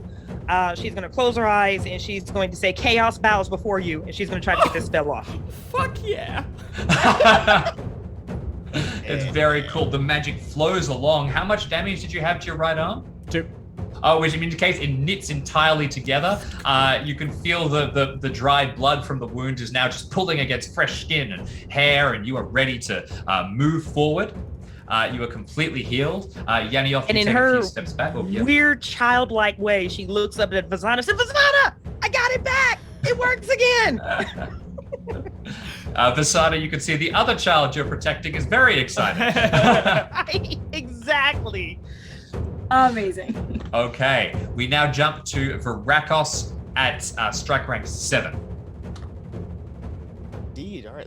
Let's see. So let's start with a power check for you casting Blade Sharp. That's true. Oh. That spell does not want to land. No, it does not want to work. So unfortunately, you run your hand across it and nothing happens. But it's not the kind of nothing you can see. It's just nothing. Nothing. Fortunately, that is okay. It just doesn't work this combat round. You're not going to take any penalties, and you can still rush forward and attempt to strike out of this thing. Oh, that doesn't work either. Oh my God. You sprint forward towards it and you raise up. And as you're coming, of course, it gets a chance to try and knock back. So it's pulling itself out of the dirt, and one of its shovel-like hands flicks up towards you as you go. Oh shit, this could be bad. This could be real bad. Uh-oh. Ooh, fortunately, that is a fail on its part. With a roll like that, I don't think it's a fumble because you have a staggeringly high broadsword skill. But if that had hit you, it could have taken your head off. I think it still is a fumble. It still is a fumble. I think fumble is. Oh no, your fumble range is based off your skill. Yep. Yeah, mine's 90. So I think Yeah, it's only it would 100. just be 100 that you fumbled on, so you were completely fine. For reference, if you had fumbled and so if you had a lower broadsword skill and that had hit, that has the capacity to deal 3d6 damage, which could have been maxed completely. Toledo. Cutting you in half. That's over. All right. It's over, yeah. Fortunately, although you stumble forward this time, you live to fight another day. Narakos, the limb just whips above your head ever so slightly, and we now jump across to Mago the Fierce. Okay. So as Yanioth is knitting him back together, he's standing perfectly still. I'm gonna roll my Death Rune, and this is to cast my Berserker rune spell. So I need to roll under 85, which is pretty likely. Not by a ton though. No, so you've still made it. Okay, that's perfect. So this spell rules. So I'll just read it quickly. So what happens is I go berserk, forgetting all but the need to kill my enemies. My attack skill rating is increased with hand weapons by half again. There's some stuff about constitution and health and counter magic and things, but I don't think those are going to apply. But the extra one is against chaos, the attack rating is doubled. So my broadaxe is now up to 200.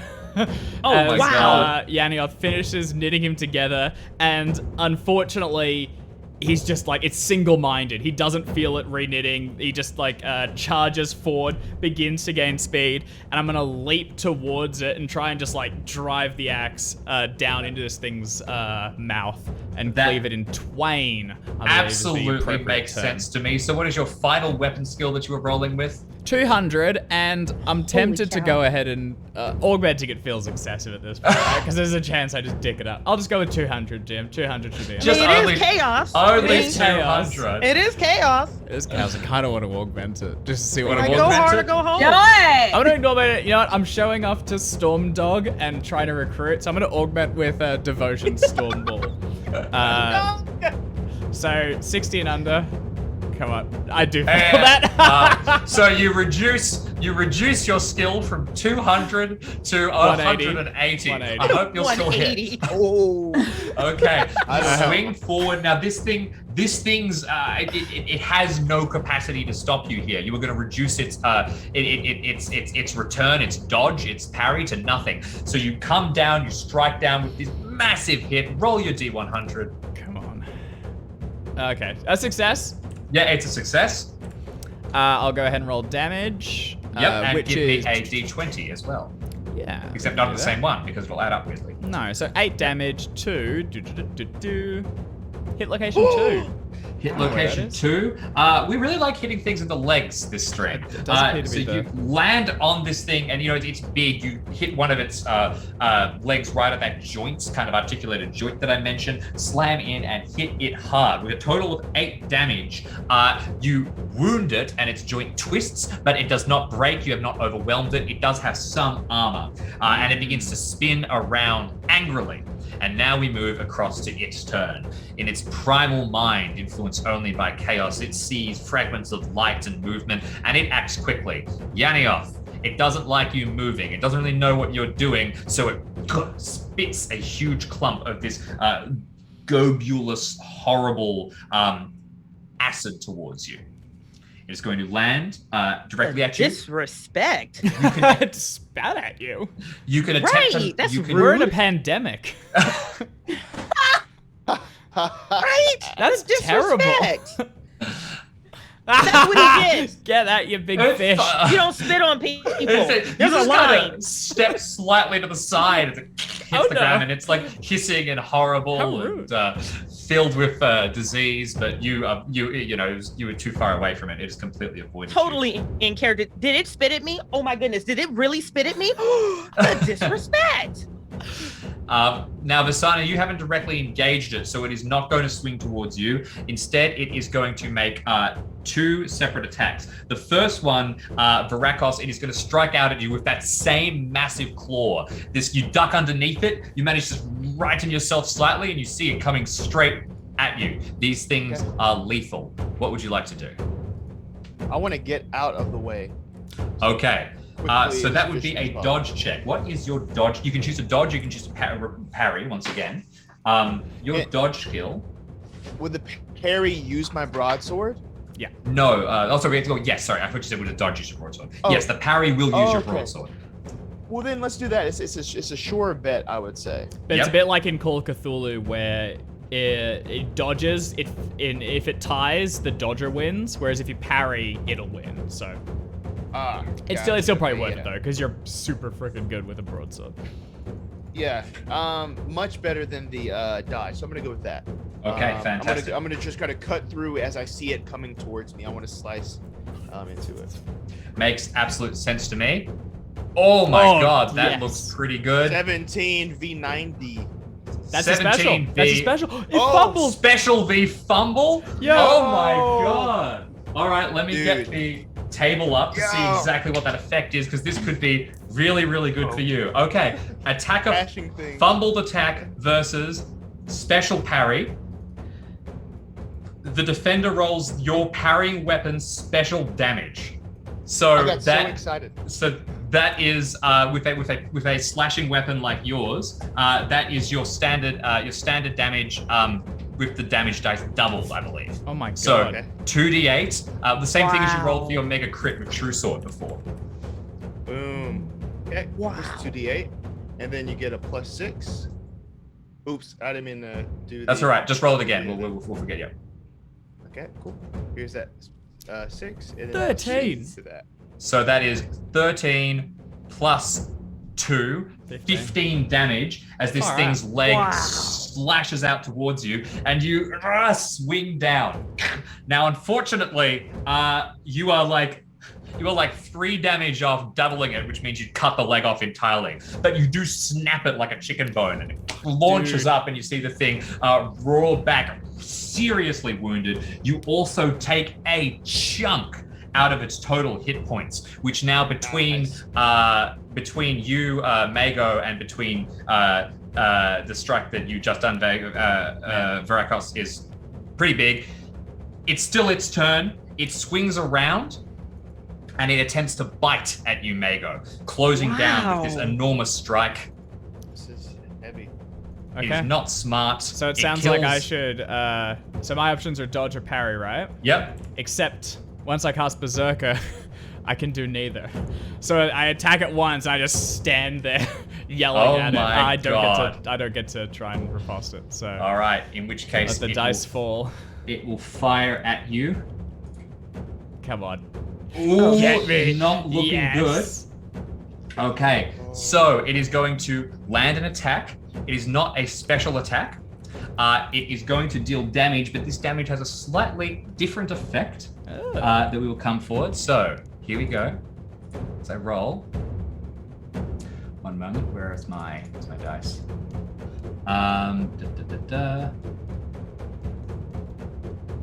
Okay. Okay. So 13 damage. Not thrilled. And God.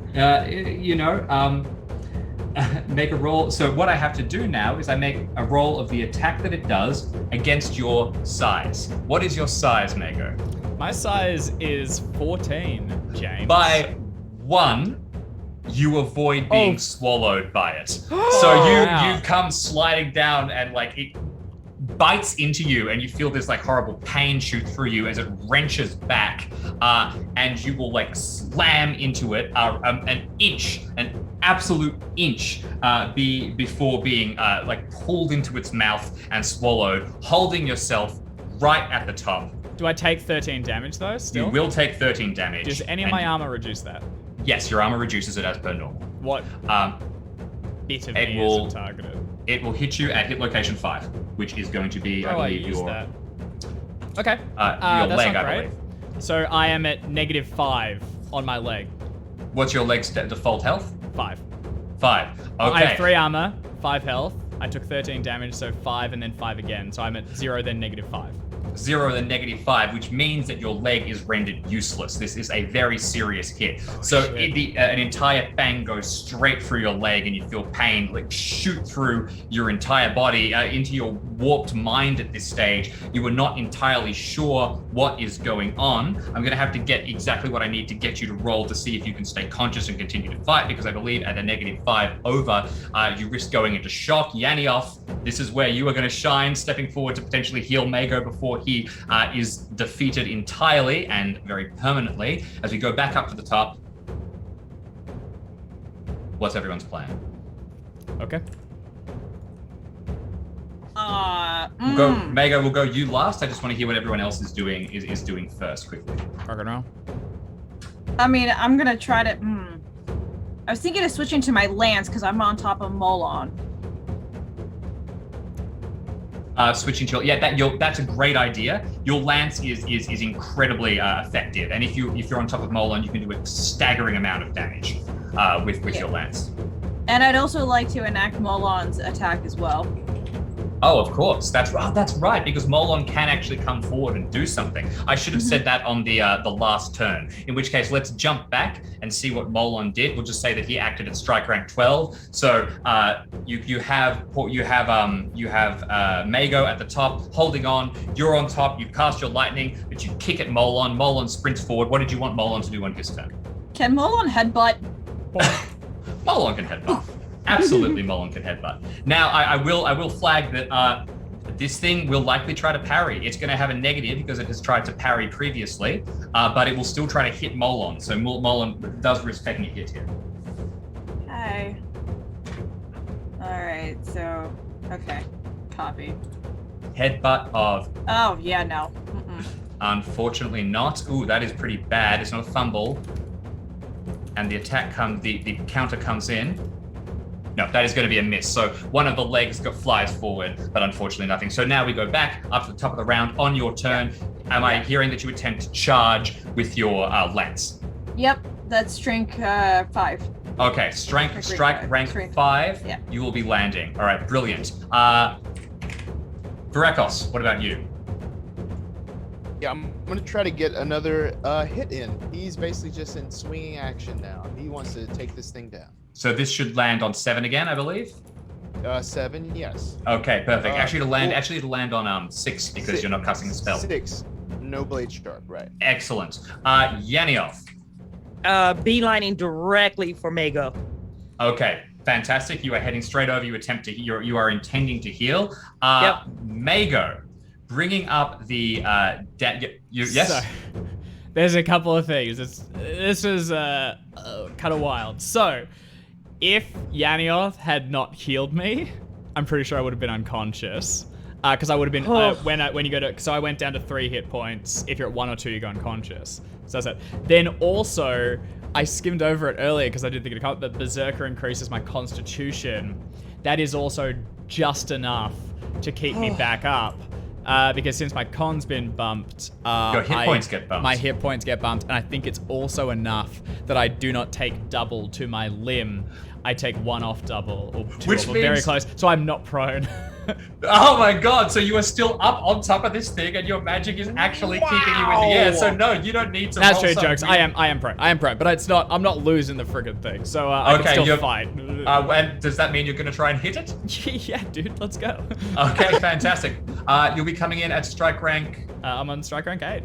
Strike rank 8. Okay, this thing will be acting last again, but you have seen how terrifying it is. A single hit gets off and it can kill something. It's really keen on swallowing people. Visana, we will start with you.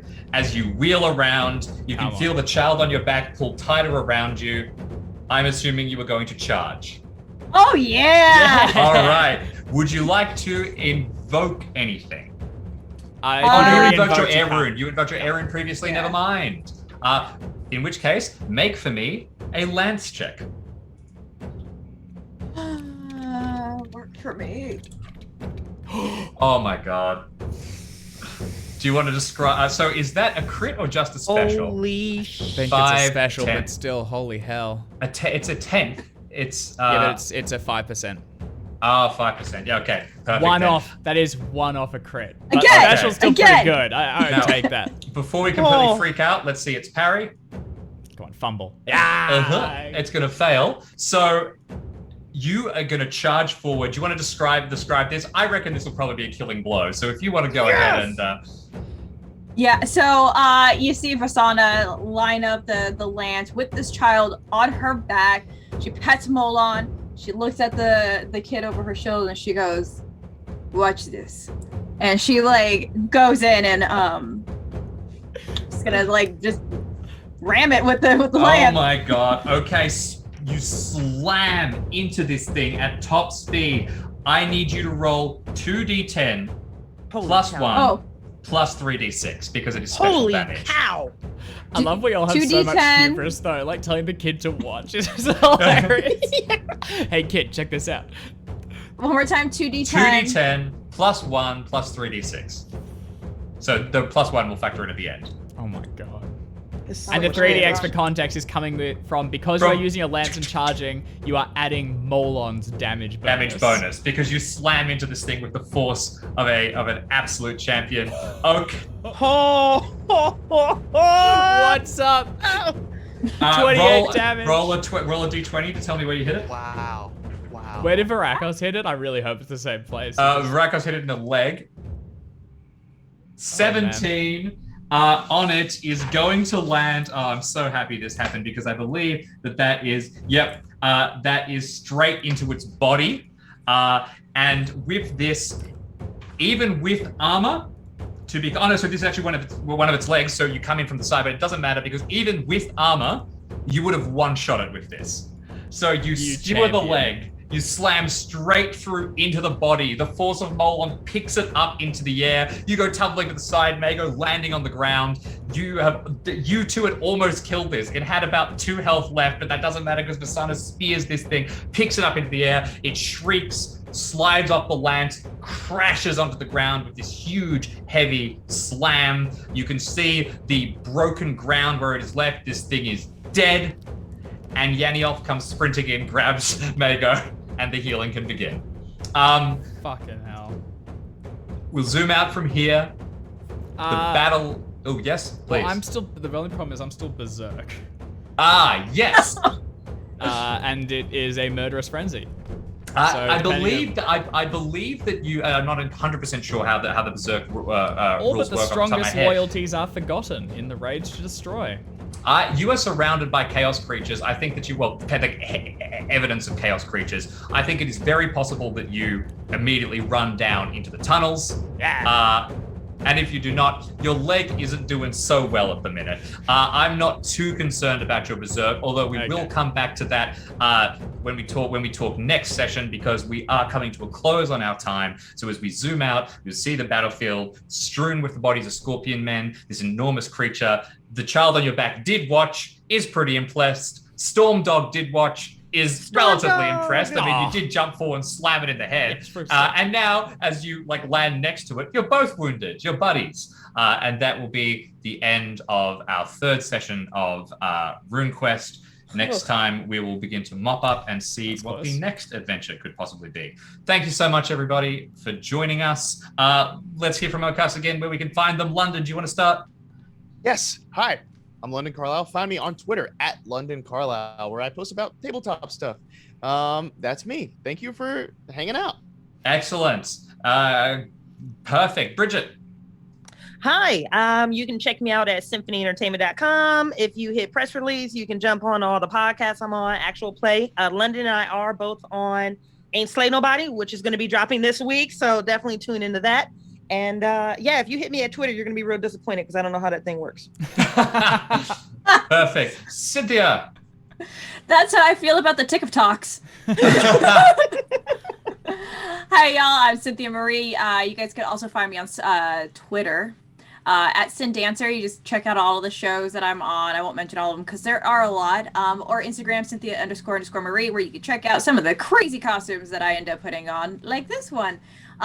Just see what I do. I do a lot of one-shot pop-up and stuff like that. So just come find me and hang out, Anxiety Warriors. Woo! Woo! Excellent. And Dave. G'day, and I'm Dave, and I run Call of Cthulhu on the Stream of Chaos. I'm also on Twitter, sort of, so check us out there. Thank you once again, everybody. Thank you for playing RuneQuest with us.